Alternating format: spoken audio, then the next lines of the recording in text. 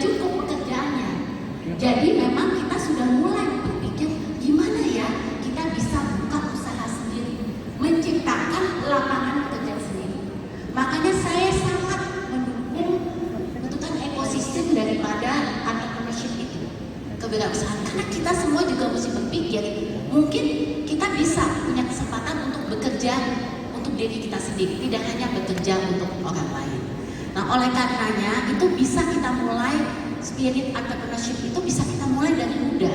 Saya sangat mendukung seperti Adele, anak-anak saya juga begitu. Mereka bisa punya satu inspirasi dan kemudian kreasi untuk membentuk sesuatu gitu, untuk punya inovasi, beride. Nah, jadi saya selalu bilang ada 3 nih, saya punya formula 3P. Ini ada 3P. 3P. Handphone yang keluarin, ayo angkat. 3P. Siap-siap direkam. 3P. Pertama itu namanya purpose. Purpose. Kita mesti punya tujuan. Kita perlu tahu where do we wanna go. Kita mau kemana? Itu paling nggak purpose. Mau apa? Mau jadi ibu rumah tangga juga purpose. Mau jadi wanita karir juga purpose. Mau buka usaha sendiri juga purpose. Tapi we need to have a purpose in life. Dan purpose itu teman-teman semua, kita nggak bisa pikir cuma kerja. Kita nggak bisa pikir cuma keluarga. Purpose itu dalam hidup mesti perlu keseimbangan. Jadi ini termasuk hal yang sangat penting dalam hidup kita. Jadi kalau kita mau kerja untuk bantu orang lain, sosial, itu purpose. Jadi kita mesti punya purpose. Yang kedua adalah passion. Passion. Penting banget passion. We need to love what we're doing. Kita mesti mencintai apa yang kita lakukan. Kalau enggak bisa stres hidup itu. Stres. Jadi kita mesti mencintai apa yang kita lakukan. Carilah apapun yang Anda mau lakukan adalah sesuatu yang Anda senang. Jadi passion. Dan yang ketiga adalah perseverance. Perseverance itu kerja keras. Nggak ada semua, apapun siapapun mau hidup itu berkecukupan tidak, itu semua perlu kerja keras. Nothing comes gampang. Materi itu hari ini banyak, nanti ada yang bilang kekayaan, boleh kekayaan hari ini banyak. Minggu depan bisa saja habis. Materi cuma materi, kapan saja bisa diambil dari hidup kita. Oleh karenanya kita mesti bisa kerja keras, perseverance. Apapun yang kita lakukan, kita harus bekerja keras. That's 3P, 3P. Amazing. Oke, saya masih punya waktu sekitar 4 menit. Saya kasih kesempatan buat teman-teman yang mau bertanya, udah berdiri di mic, karena saya masih punya satu pertanyaan singkat. Jadi kalau kita balik ke tema kita, Bu Sinta, Ada, dan Bu Verdi, perempuan yang berdaya dan berkarya, saya minta coba dijawab cepat, ya. Tolong lengkapi statement saya ini. Perempuan yang berdaya dan berkarya adalah perempuan yang Bu Verdi. Oke, perempuan yang berdaya dan berkarya adalah perempuan yang berani punya mimpi dan memberikan peluang kepada dirinya untuk berkembang dan percaya diri bahwa akan mencapai target tersebut. Ibu Sinta, perempuan yang berdaya dan berkarya adalah perempuan yang berdaya dan berkarya adalah perempuan yang tidak memikirkan dirinya sendiri, tetapi memikirkan kepentingan orang lain. dalam ya, dalam sekali itu. Semua, termasuk mikirin suami, termasuk mikirin anak, jadi nggak bisa mikirin diri kita sendiri. Thank you, Bu Sinta. Adele, perempuan yang berdaya dan yang berkarya adalah perempuan yang berdaya dan berkarya adalah perempuan yang mengetahui harga diri, yang mengetahui hak-hak mereka, dan mengetahui kekuatan mereka untuk mencapai kebebasan. Kebebasan dari mana? Dari diri sendiri untuk mencapai kebebasan untuk bermimpi. Dan itulah misi rahasia gadis. Ya, jawaban dari itu. Thank you. Saya kasih kesempatan satu pertanyaan. Yang mana? Oke, saya lihat tadi sebelah kanan duluan kanan. Oke. Silakan sebutkan nama dan dari mana. Dan pertanyaannya apa? Singkat aja ya. Jangan curcol, jangan. Kalau mau curcol di confession room. Silakan. Oke, sebelumnya selamat pagi, salam kenal, saya Jasmine Fatia, saya asal Jakarta. Sebelumnya terima kasih untuk Ibu atas insight yang diberikan. Nah,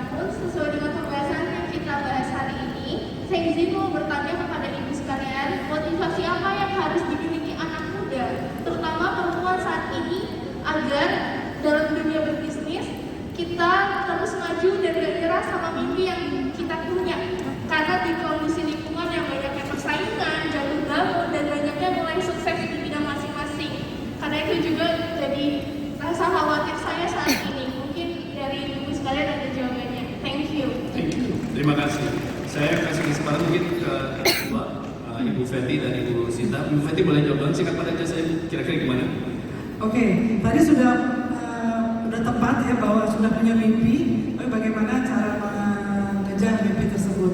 Pertama ya harus percaya diri bahwa sukses itu tidak hanya milik kaum laki-laki, dan ini yang perlu ditanamkan bahwa perempuan juga punya dan bisa sukses. Nah, yang kemudian yang kedua juga harus memberikan peluang untuk jatuh bangun, karena itu satu proses untuk menuju sukses. Jadi terus bergerak pantang menyerah untuk mengejar mimpi-mimpi itu. Terima kasih. Bu Sinta. Ya, saya rasa sangat penting bahwa kita semua ketahui sukses itu adalah pembelajaran dari banyak sekali failures atau kegagalan. Itu nomor satu. Jadi paling tidak jangan takut untuk gagal. Kita harus gagal 10 kali untuk bisa mencapai kesuksesan. Jadi jangan pernah menyerah. Pokoknya jatuh bangun lagi, jatuh bangun lagi. Itu satu.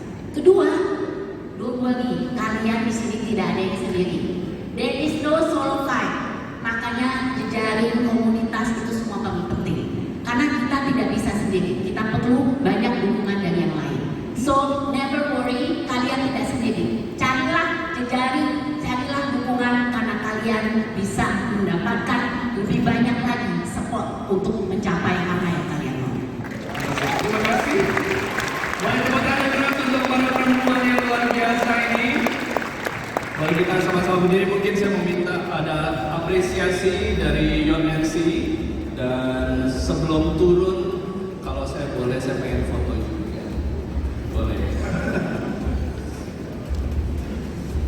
Oke, terima kasih. Dan Adel juga, thank you. Boleh kita selfie? Kita selfie ya. Teman-teman pada mau ikutan selfie nggak? Tuh, rahasia-rahasiaan sih ngomongnya. Jangan malu-malu dong. Oke, sini. Oke. Mari kita selfie 1, 2. Oke, sekali lagi terima kasih. Boleh kita, ada foto. Itu lah. Thank you.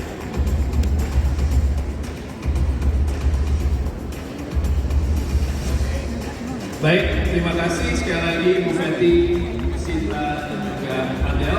Mari kita turun. Terima kasih.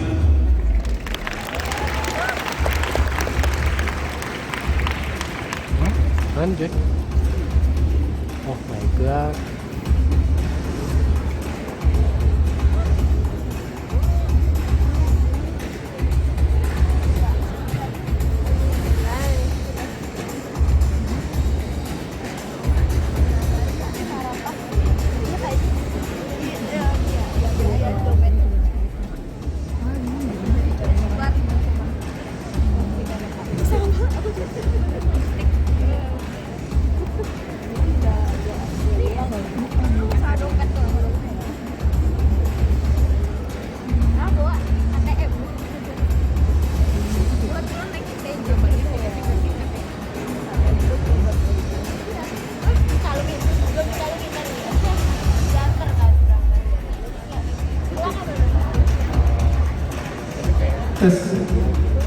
Oke, selamat siang. Saya udah naik panggung 3 kali, buset dah.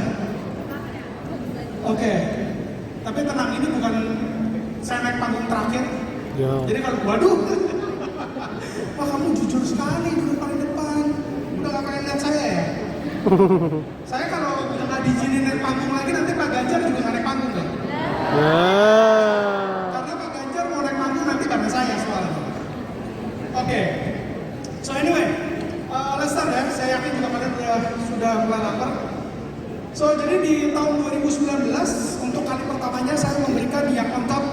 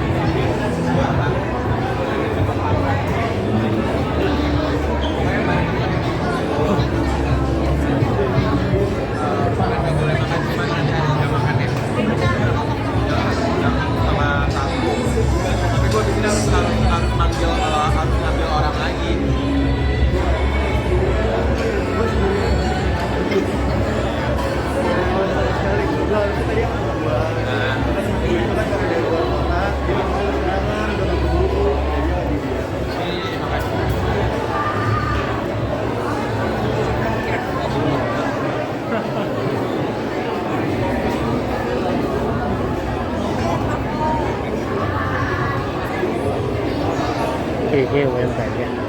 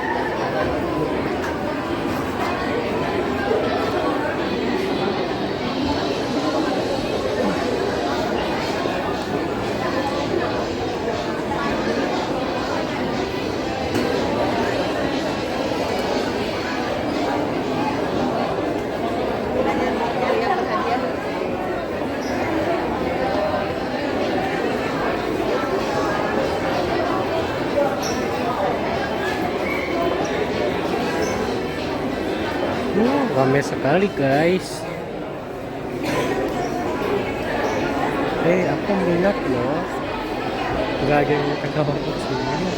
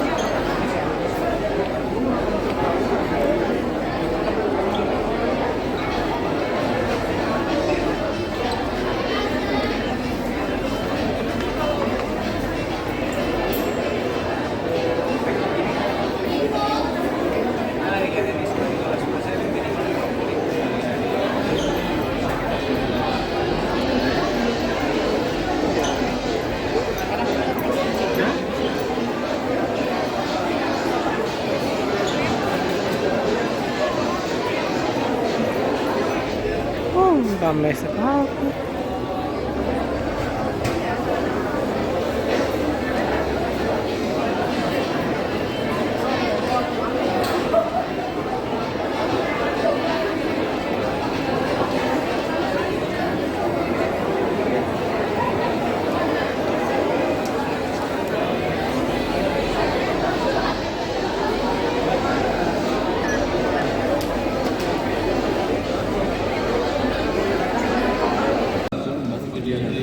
Saya pikir Mbak Dia aja ya. Boleh. Boleh ya. Mbak Dia. Masih seumur kita ya. Masih. Betul. Saya jadi ini dong. Ya. Oke, Ibu Dia, saya mau nanya. Ini berbicara tentang Satu Indonesia Awards yang tadi udah sempat ditayangkan sebelumnya. Udah jalan hampir 14 tahun. Benar Dari sekali. 2010. Nah, 14 tahun berjalan. Tahun ini apa yang beda? iya. Terima kasih Mas Ricci. Selamat siang adik-adik semua. Ya. Senang sekali nih. Mas Billy rasanya semakin bersemangat ya. Yes. Ada 3.000 anak. Wah ini mungkin 3.000 ada yang berdiri juga ini ya, lebih dari 3.000 hadir di sini dengan penuh semangat. Terima kasih Mas Ricci. Saya ceritakan sedikit tentang Satu Indonesia Awards. Adalah salah satu program yang digagas oleh Astra sejak tahun 2010 untuk mengajak anak-anak muda di seluruh Indonesia yang memiliki program-program yang positif, berdampak atau berimpact terhadap masyarakat di sekitarnya untuk ikut dalam ajang kompetisi Satu Indonesia Awards ini. Dan kita berharap bagi para pemenang-pemenang yang nanti akan terpilih, ini nanti akan bisa berkolaborasi dengan Astra, mengembangkan program-program sosialnya agar dapat berdampak lebih luas dan lebih besar kepada masyarakat sekitar. Dan saat ini ada 5 kategori: lingkungan, kesehatan, kewirausahaan, dan juga pendidikan, serta ditambah dengan teknologi, dan 1 kategori untuk kelompok. Dan saat ini di tahun ke-14 ini Mas Ricci ada sedikit perbedaan karena Astra sejak tahun 2022 sedang mencanangkan sustainability aspirations yang memiliki target sampai 2030. Kita juga ingin menginspirasi anak-anak muda kita untuk memiliki program-program yang juga berdampak terhadap 3 aspek: environment, sosial, dan government.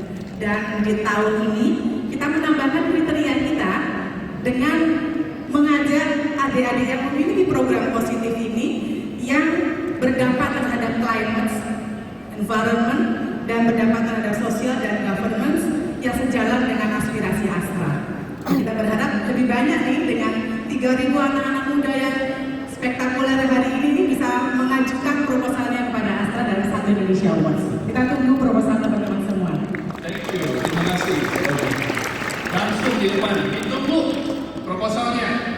Siapa di sini yang udah mencoba untuk melakukan social movement di teman-teman Bioters? Coba yang udah mencoba memulai, angkat tangan. Ada? Oh ada, wow, oke. Oh banyak ya ternyata ya. Oke, jadi udah siap ya.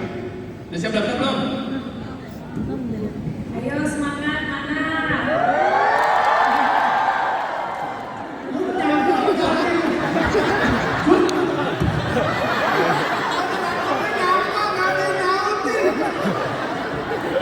Cinta cuma bentar dong.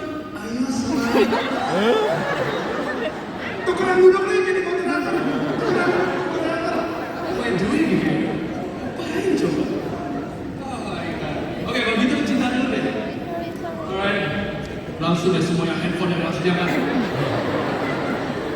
Cinta, you've been heavily active di entertainer, right? As an entertainer. Dan juga dalam, mungkin tadi kita juga sempat ngobrol di belakangnya bahwa sebetulnya yang Cinta lakukan lebih banyak lagi. Cuman memang ibaratnya di layar TV yang kelihatan mungkin as an entertainer. Dan waktu kita ngobrol tadi, sebenarnya ada banyak hal yang kamu kerjakan.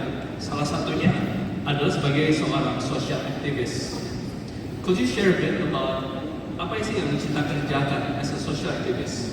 Dan how can you inspire me supaya mereka nggak cuma sekedar datang, angkat handphone, angkat Cinta doang, and they can do something more to their friends and environment. Alright, aku mau nanyain rhetorical question untuk teman-teman di ruangan ini. Kira-kira, pikirin aja dalam otak. Apa salah satu kekurangan terbesar manusia? Oke. Karena banyak banget orang di sini, aku nggak akan nanya satu-satu, tapi I'm sure kalian punya ide sendiri. Kalau buat aku, salah satu kekurangan manusia adalah greed atau keserakahan. Ya. Dan ini terjadi di setiap sektor pekerjaan kehidupan kita. Di pemerintahan, kepolisian, dunia korporat, bahkan dunia entertainment. I'm sure banyak teman-teman di sini mungkin ngerasa, oh kayaknya enak deh kalau misalnya aku jadi influencer, jadi content creator. Karena ya, I'm not gonna deny it guys, memang kadang-kadang mendapatkan validasi eksternal lewat ketenaran atau uang, memang membuat kita merasa bahagia untuk sesaat. But what happens after that? Apa yang terjadi setelah itu? Setelah kalian mendapatkan fame, fortune, and external validation, kalian akan sadar bahwa hidup lumayan kosong, hampa. Dan makanya, buat aku pribadi, setelah udah berkarya di dunia entertainment selama 16 tahun, sejak aku umur 12 ya, so I've been working for more than half my life. I realized karir aku nggak bisa hanya digunakan untuk kepentingan pribadi. Udah nggak lagi cukup atau nggak memberikan kepuasan bagi diri aku kalau aku hanya ingin lebih tenar atau mungkin mendapatkan keunggulan finansial. What can I do with myself to help society? Dan kalau jawabannya buat hidup aku pribadi adalah dalam fase hidup aku sekarang, aku harus menggunakan platformku yang bisa dibilang cukup besar untuk memberdayakan banyak orang. But how do I do that? Mungkin cerita singkat, banyak teman-teman yang nge-follow aku tahu bahwa sejak aku kecil, keluarga mama aku memiliki sebuah yayasan bernama Sukarsono Foundation yang selama 16 tahun terakhir sudah membangun 11 sekolah di daerah kaki Gunung Salak Bogor dan praise God memberikan pendidikan gratis bagi 4.000 anak yang kurang mampu.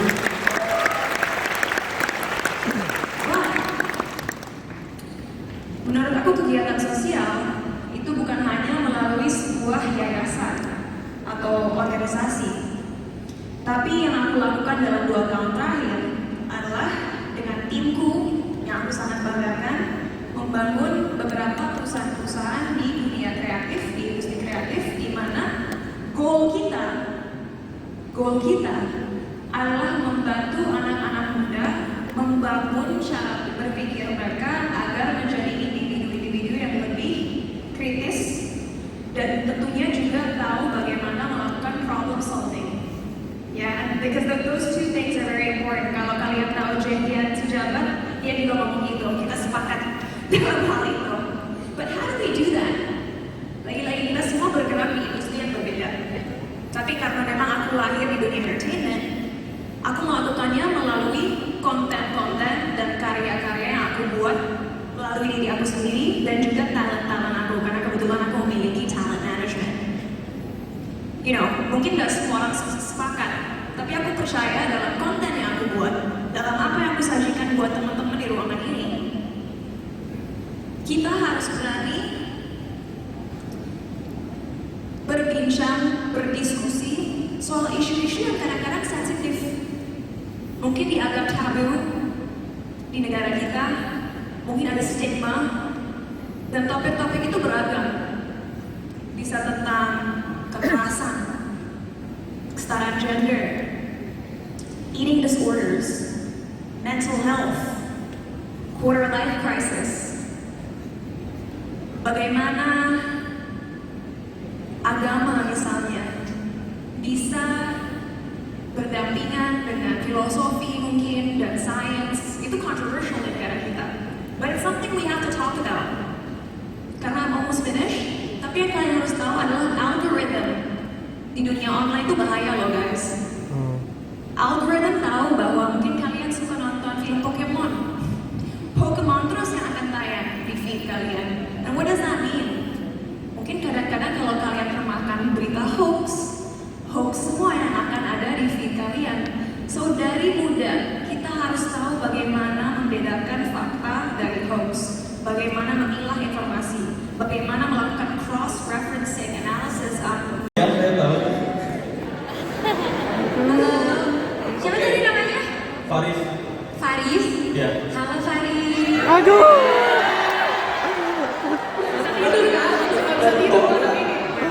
BTW, saya ini salah satu fans JKT48 dari 2011. Wah,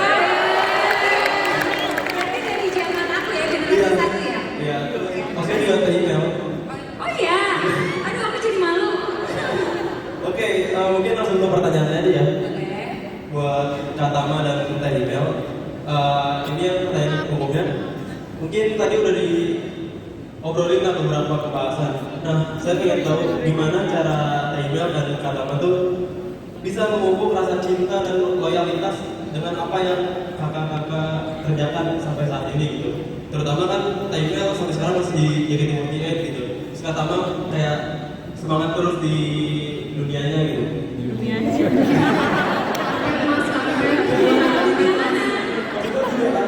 mana? Sebenarnya dia tuh potensinya di melodi. Ya dong, bener-bener bisa di karpet gitu kan? Ada lagi, ini khusus Taimel mungkin ya. Karena Taimel udah dari lama, dari 2011 juga kan ya. Dan sekarang jadi JOT. Dan sampai sekarang pun saya masih jadi fans JKT48 ya.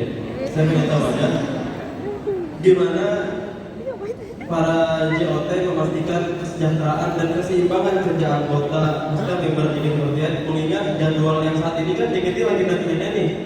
Jadwalnya padat banget dan beberapa diundang ke luar kota, tour, konser dan sebagainya. Itu pertanyaan kedua. Dan yang terakhir, Wih, banyak banget.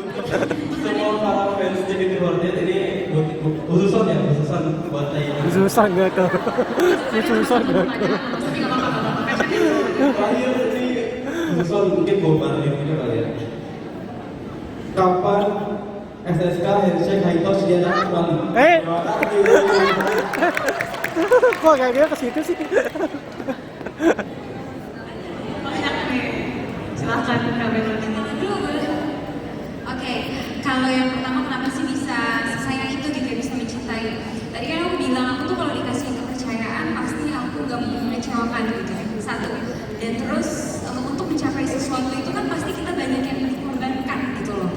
Apalagi zaman dulu kan pasti aku kuliah, aku jadi member tuh kan banyak yang aku korbankan gitu dari segi waktu sama keluarga, sama teman-teman, dan alhamdulillah aku punya support system terbaik lah di hidup aku gitu yang selalu support aku gitu kan. Jadi jangan pernah lupain tujuan awal dan apa yang udah dikorbankan gitu. Karena bukan yang dikorbankan itu bukan cuma aku sendiri gitu, tapi banyak orang yang dikorbankan, keluarga aku, teman-teman aku, waktu tua aku terutama gitu. Apalagi zaman dulu kan kalau aku waktu jadi member tuh aku masih kuliah, aku kerja di Jakarta, aku tuh bolak-balik gitu tiap hari. Aku tiap hari dari pagi sampai sore aku kuliah, terus langsung aku ke Jakarta, aku perform jam 11, aku pulang lagi ke Bandung jam 7, aku berangkat lagi kuliah gitu loh. Jadi banyak gitu, jadi jangan lupain gitu. Jangan lupain apa yang udah kita lakuin, jangan sampai semuanya sia-sia gitu. Itu satu ya, itu yang paling penting ya. Selain dari niat, usaha, dari korbankan juga. Pokoknya banyak lah, jadi jangan pernah lupain awal mulanya tuh kayak gimana gitu. Terus yang kedua, apa ya aku lupa? Yang kedua, high touch dulu. Bukan. Bukan. Yang kedua gimana cara JOT itu memastikan kesejahteraan. kesejahteraan. Oke, jadi kan kita punya banyak member nih, kita sekarang masih ada 33 member gitu ya, 13 trainee. Nah, kita pasti melihat gitu, kan masing-masing itu punya kesibukan juga, dalam arti masih ada yang sekolah gitu kan, ada yang kuliah gitu. Kita tuh pasti memanage waktu-waktu dari member tersebut gitu, yang mana yang bisa ikut kegiatan di sini, yang ikut di event of air di sini atau perform teater gitu ya. Pasti kita usahakan yang terbaik buat mereka, dan kita juga pasti ngecek semua yang terjadi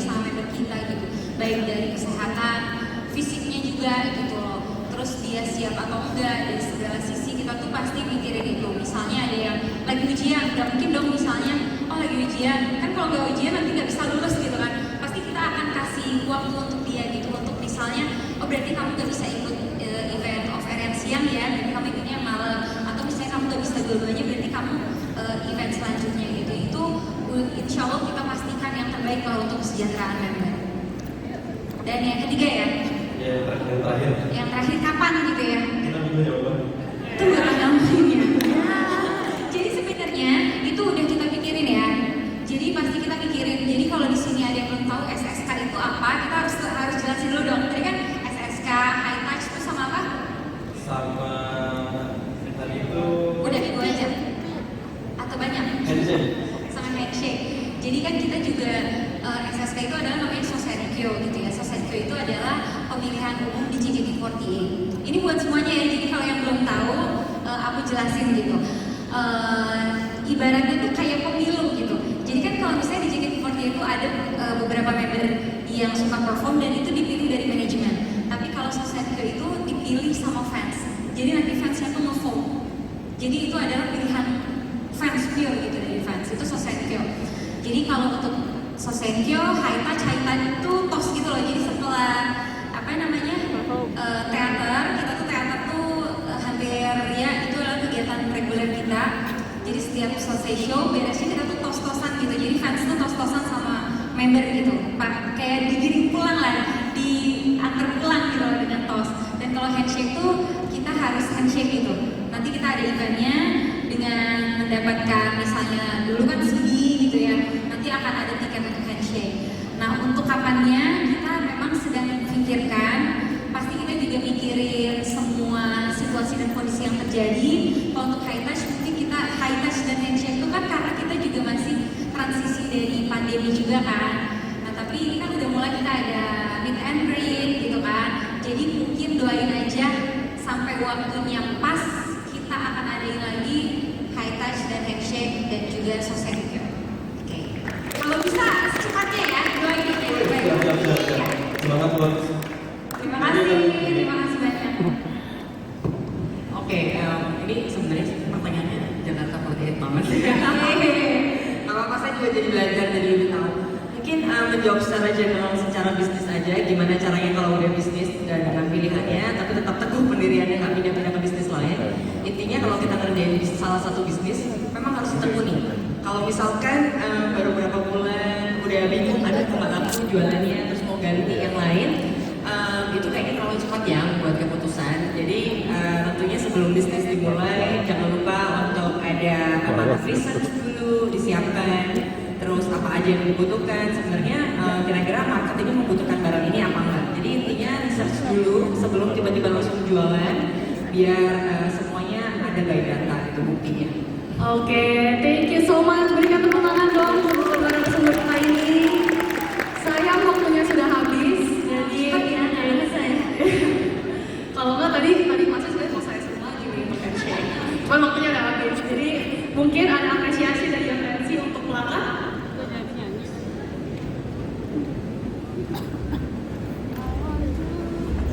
Dan kita foto dulu ya sebentar.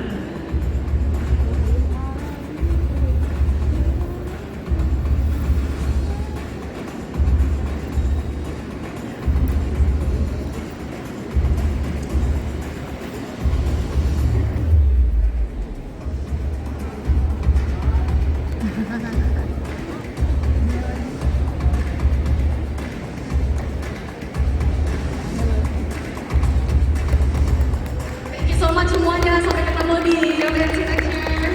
Terima kasih semuanya, semangat terus. Thank you. Hah, semoga bagus deh. Dia lagi. Udah siap tahunnya? Amin tahun. Kita masih ada sesi selanjutnya, kita mau undang. Ini seru banget sesinya. Langsung aja sesi 9 dengan judul Teknologi dan Digitalisasi untuk Maju Indonesia. Kita undang Herman Wijaya, Arsyad Rasim, Saad Manulguan, dan juga satu lagi Yosi Mokalu.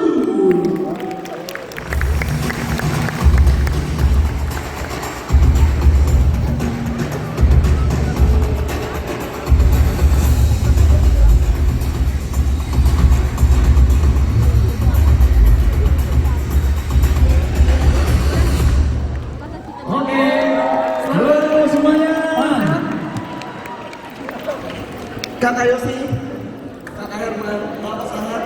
Silakan mundur di mana? Yang pasti jangan saya ditekan, kan saya moderatornya. Ini gimana bro? Iya.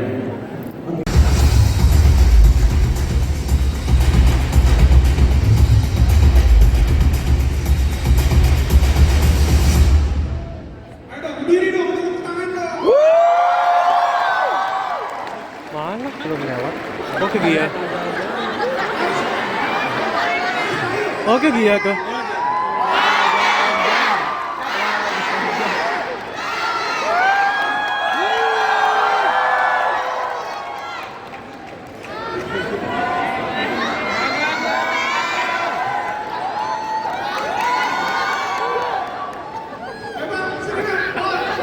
Bapak.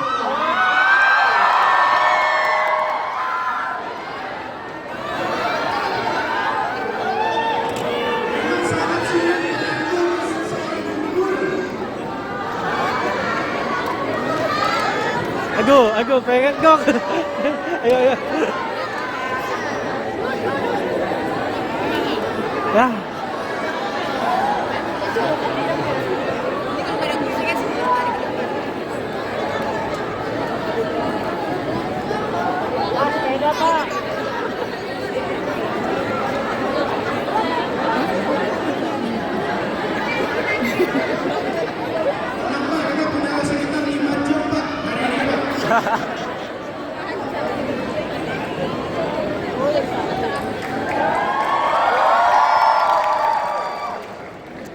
Cepet banget ya. Mas, sepeda Pak.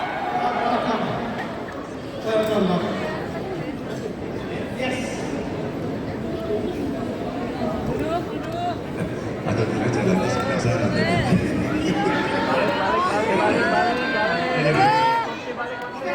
Woi, duduk woi. Woi, duduk woi.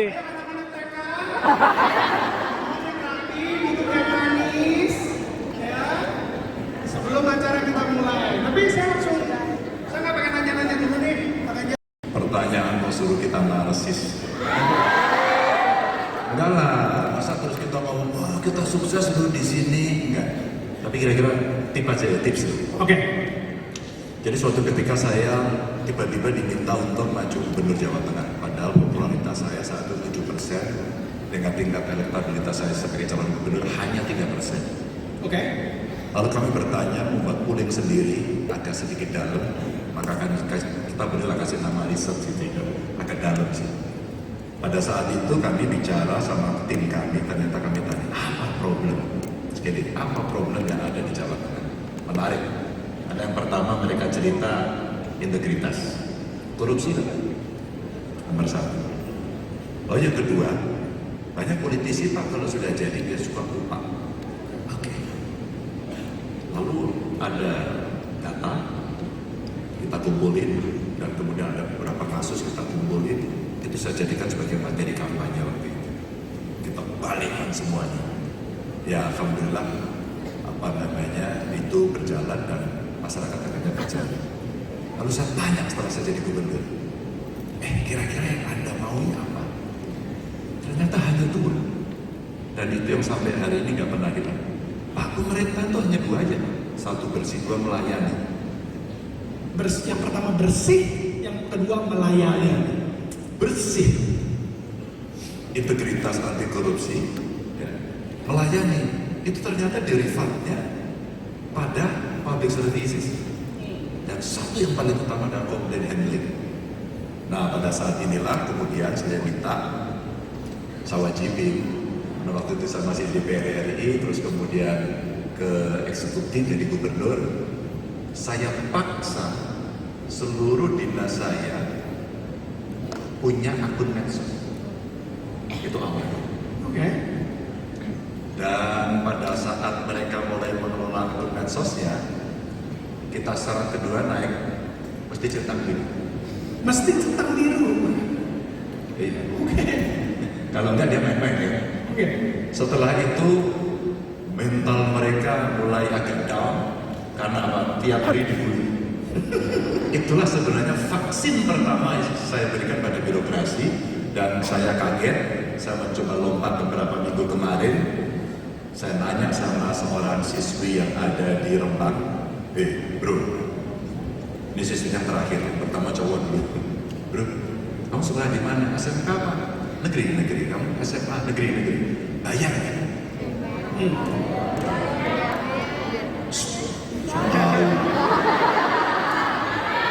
Nanti dulu. Ini aku lagi cerita sama orang penting. Waktu saya tanya, ternyata jawabannya ada, enggak pak, kamu enggak. Tapi kan beli seragam, iya kalau itu beli, masa sarungan. Maka pada saat terakhir saya tanya sama si saya bilang, bayar pak, buat apa? Buat uang gedung. Kaget. Kebijakan itu saya ambil sejak saya periode pertama. Oke. Kenapa kemudian jadi seperti ini? Ketahuan, tartan. Ini bayar apa nih? Pak, bayar uang gedung? Nggak mungkin, uang gedung gratis, SPP-mu gratis, dan tidak boleh pungut. Apa? Infak. Saya tidak menyangka ketika kemudian kami upload di IG saya, per hari ini yang nonton sudah 9 juta. Jadi sebenarnya Bapak tuh gubernur atau selebriti? Waduh. Saya itu sebenarnya influencer. Gubernur ini sajok sebenarnya. Jangan-jangan saya nggak tahu. Tapi dari pertanyaan itu satu aja. Ketika komplain publik itu tidak bisa dihandle oleh pemerintah pada level bawah, maka dia bilang paling gampang ke Pak Gubernur. Satu pasti dijawab, dua pasti yang di bawah-bawahnya akan mendapatkan treatment. Maka pertanyaan saya gini, bukan pertanyaan saya, statement saya gini. Wah ini kayaknya kepala sekolahnya kan bermasalah dengan gubernur dan pagi hari ini saya copot.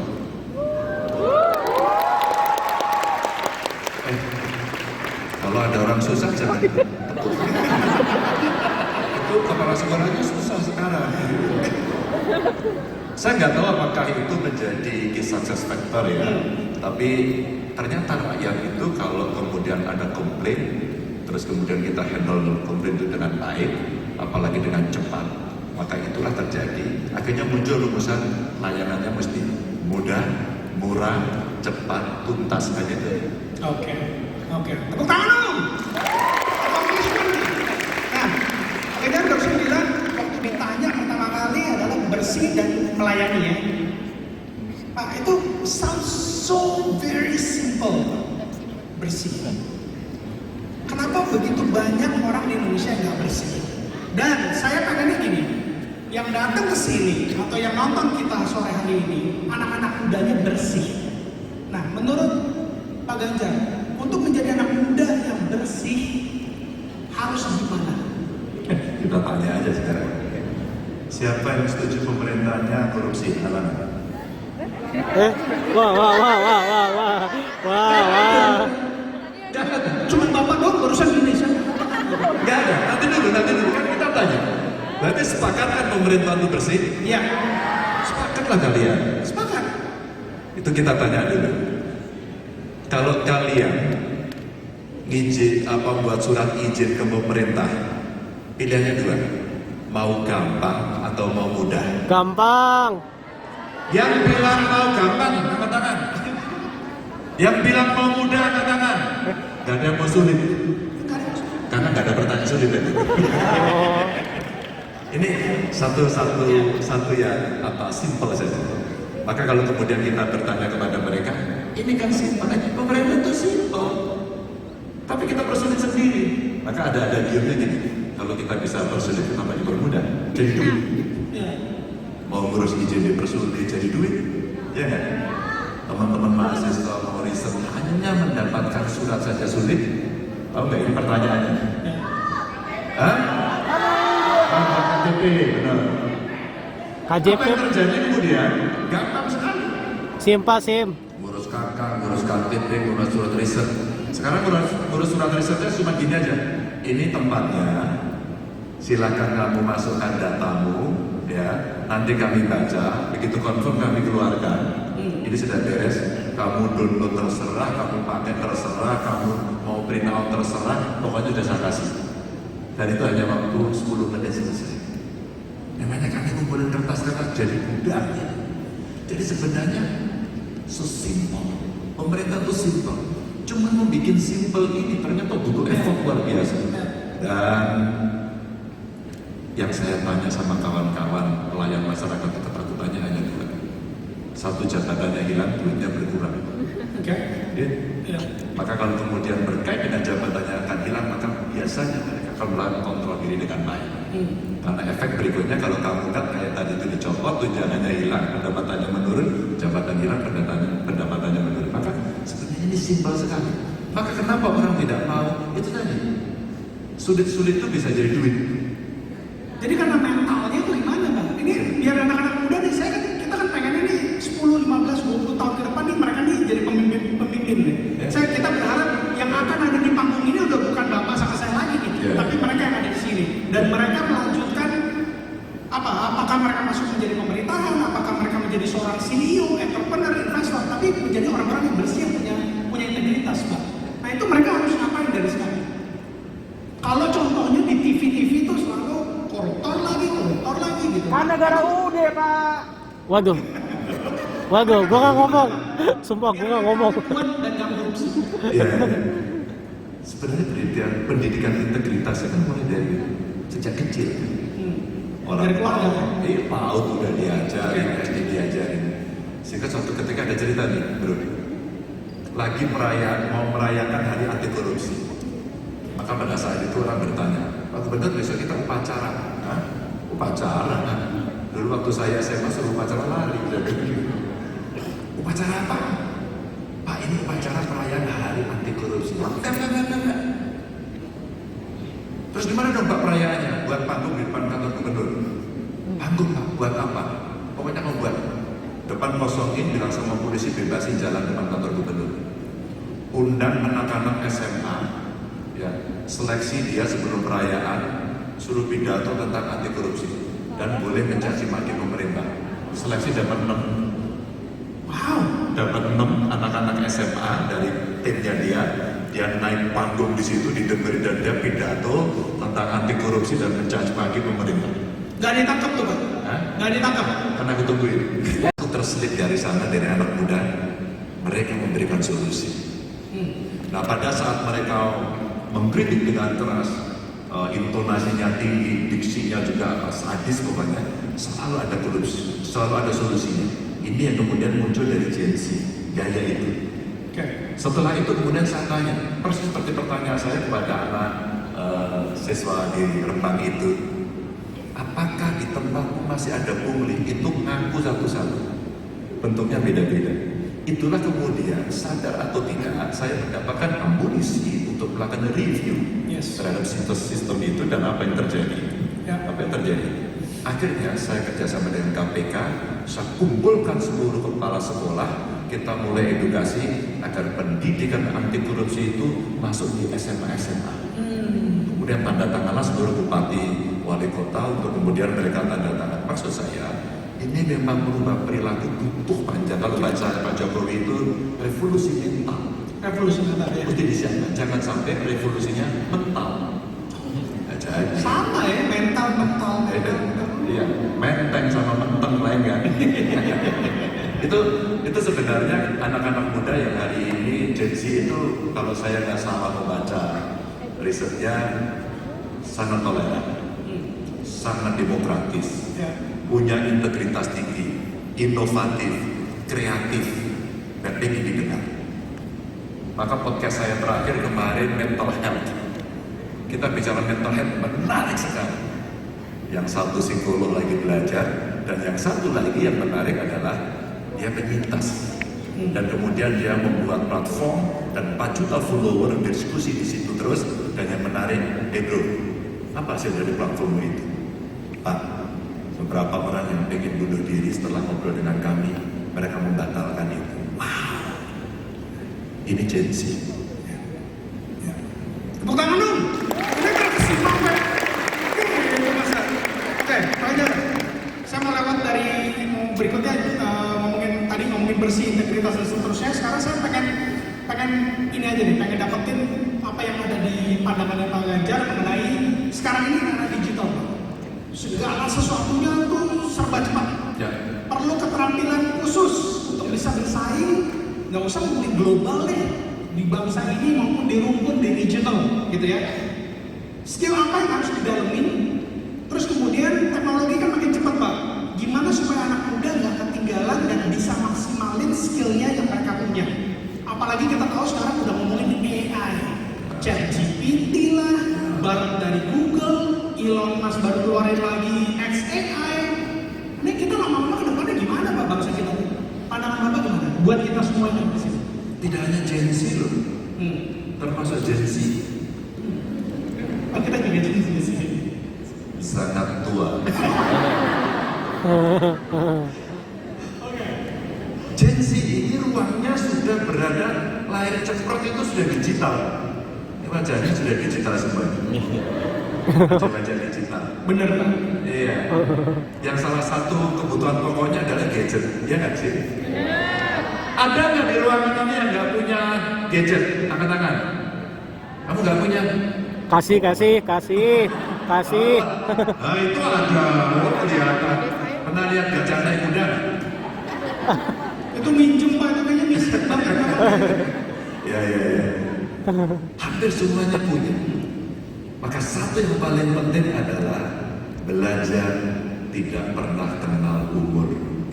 Setuju Pak. Ya, simple juga ya. Belajar. Makanya saya sampaikan tadi kenapa saya paksa ASN saya, kepala dinas saya punya akun medsos. Biar mentalnya dilatih, digebukin masyarakat, kemudian dia menarik itu, akhirnya dua hal dia lakukan. Satu, melakukan inovasi, dan kemudian mereka membuat kreasi baru, agar kemudian improvement yang dilakukan dalam public policy, termasuk public services ya, bisa dilaksanakan dengan baik. Maka, kalau kita melihat tantangan AI, yang kemudian ada yang takut, aduh, ntar kita diganti robot semua. Enggak, robot itu nggak punya perasaan sampai hari ini. Dan kamu masih punya perasaan. Cuma jangan tanya banyak-banyak, itu juga bagian dari punya perasaan gitu. Jangan baper. Ya. Nah, pendidikan yang tidak pernah berhenti, ya betul-betul ini menjadi spirit orang tidak pernah berhenti belajar.